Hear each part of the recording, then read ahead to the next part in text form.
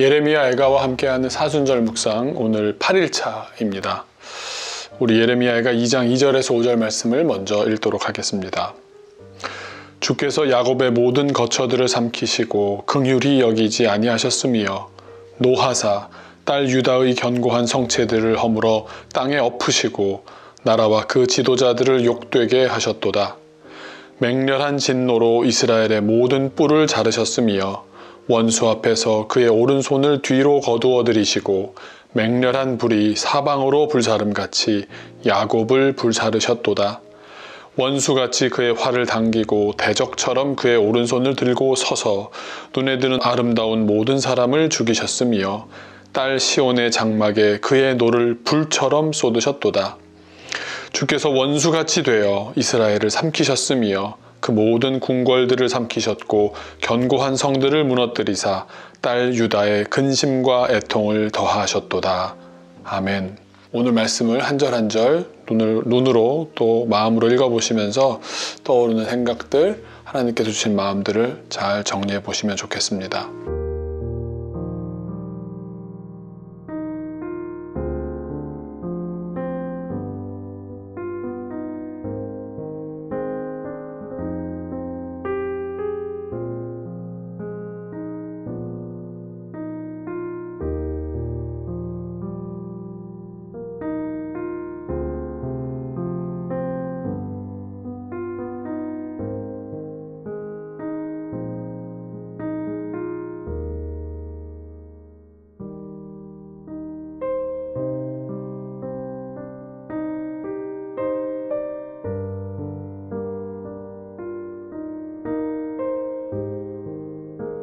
오늘 본문에서는 하나님께서 더 이상 긍휼을 베풀지 않겠다는 선언이 나옵니다.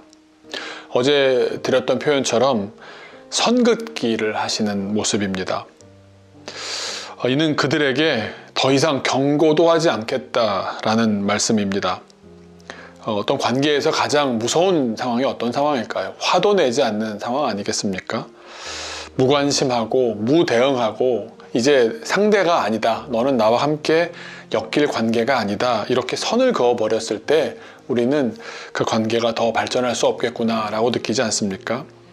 하나님께서 어쩜 이렇게 구원해 주시지 않고 고통만 주셨는가 라고 생각할 수 있을지 모르겠습니다. 그러면서 아니 미리 좀 경고 좀 해주시지, 이런 상황이 오기까지 하나님 너무하신 것 아닌가 라고 우리는 우리 입장에서 항변할 수 있겠습니다. 그런데 우리가 어떤 벌어진 일을 보면서 내 눈앞에 딱 보인 그 단면만 볼 것이 아닙니다. 항상 그럴 때는 역사적인 배경, 지금까지 오기까지의 과정을 보아야 하는데 하나님께서는 그들을 아끼셨습니다. 그래서 계속 딸이라고 표현하시는 것도 나는 너를 딸로 대했다라는 말씀 아니겠습니까? 너무너무 아끼셨고 그래서 이미 여러 사신들까지 보내셨습니다. 그런데 역대하 말씀처럼 이스라엘은 그 사신들을, 하나님께서 메시지를 전하라고 보내신 그 사신들을 비웃었고 그들이 전하는 메시지를 멸시했습니다. 하나님은 분명 그들에게 긍휼을 베풀기 원하셨습니다. 그러나 죄를 그대로 두고서는 관계가 회복될 수는 없는 것입니다. 긍휼을 베풀지 못하시는 겁니다. 하나님의 긍휼을 얻기 위한 이스라엘의 단 한 가지 조건은 무엇이었겠습니까? 진정한 회개였습니다. 그렇지 않으면 선지자들이 뭐라고 말합니까? 그날이 올 것이다. 그날이 반드시 올 것이다. 심판의 날이 올 것이다. 수차례 선포했지만 이스라엘은 듣지 않았습니다. 그리고 결국 그날은 오고 말았던 겁니다. 그래서 그 과정을 너무 잘 알고 역사적인 배경을 잘 알고 있는 시인은 내가 무죄한데도 주님이 이러셨습니다 라고 말하지 않습니다. 지금 이스라엘은 완전히 영적인 감각이 무뎌지고 아예 사라져버린 그런 상태였습니다.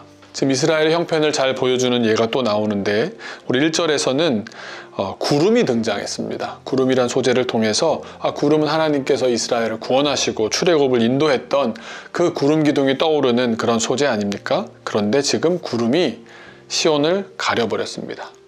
하나님과 관계를 선을 그어버리는 도구가 되어버렸습니다. 그러니까 구원의 상징이 심판의 상징으로 바뀌어버린 것입니다.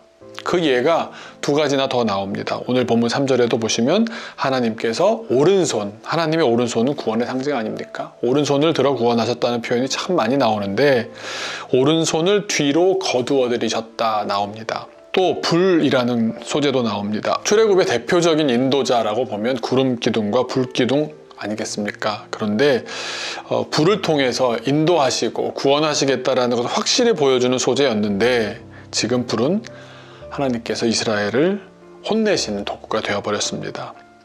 그러니까 구원의 상징들로 우리가 알고 있던 것들이 이제는 심판의 상징들이 되어버렸습니다. 우리가 보면서 구름을 보면서 무지개를 보면서 우리가 구원을 떠올리는 수많은 소재들이 있지 않습니까? 주변의 많은 사물들을 보면서 그런 자연현상들을 보면서 우리가 주님께서는 여전히 구원하실 거야 라는 소망을 갖게 하는 구원의 수많은 상징들마저도 다 심판이라는 것을 우리에게 보여주게 된 겁니다. 그렇다면 우리가 그 어떤 것을 우리가 소망할 수 있겠습니까? 그 어떤 것을 의지할 수 있겠습니까? 그래서 오늘 또 본문에 5절에 주께서 원수같이 되셨다고 말씀합니다. 내 주변의 모든 것이 주님이 나를 심판하는 도구가 되어버렸다면 주님은 나를 원수 삼으셨다는 것 아닙니까? 나를 삼켜버리시는 것 아니겠습니까? 내가 갖고 있는 모든 재산, 내가 이룩했던 모든 것들을 무너뜨리셔서 결국 나에게 근심과 애통만 더하게 하신 것. 그것이 지금 이스라엘의 현 상황인 것입니다.